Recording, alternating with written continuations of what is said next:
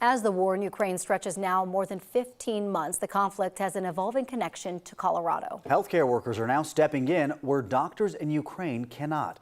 Our Anusha Roy is following the story for us this morning. She joins us live in studio. Anusha, good morning. Yeah, good morning. Dr. Jody Thomas is a part of a coalition of doctors working with a group called Family Circle. They're basically providing a triage of medical care right now.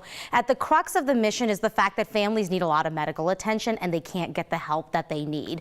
They are living in bomb shelters. They're surrounded by fighting, and a lot of kids have gone through amputations, living with chronic stress, and along with that chronic pain, the issue is that they don't have a place to go for that longer term care. So that's where someone like Dr. Thomas comes in. She's created pamphlets and videos in English and Ukrainian that families can use wherever they are, especially when they can't make it to the doctor. Of course, there's no streaming involved because internet is not always reliable, and the materials are designed for anyone, parents, kids, and teachers to use, even for doctors who are at their max capacity.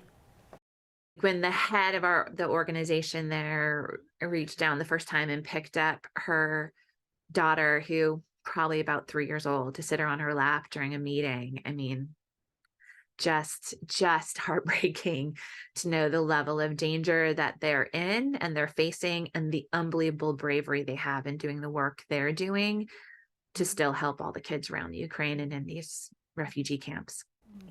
Dr. Thomas is focused on kids and managing chronic pain. Other doctors, they're focused on other areas. So what actually does that look like in a war zone?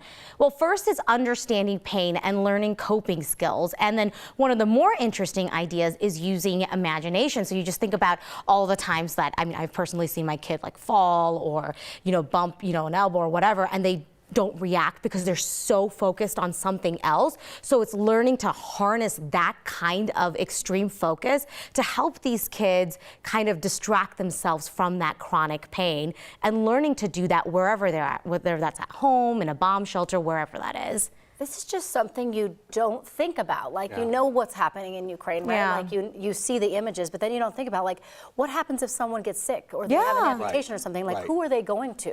Who's helping them? And can you physically get there based off of what's happening around you? And also, Dr. Thomas was saying the doctors there are just inundated, and they've got such high stakes surgery that long-term care is where the other doctors are realizing they need to step in and help people out, and in unconventional ways because of what's happening. And there's such a large amount of people that need help. Yeah. So we're thankful for the healthcare workers here that are going over there to help. It's true. Anusha, thank you.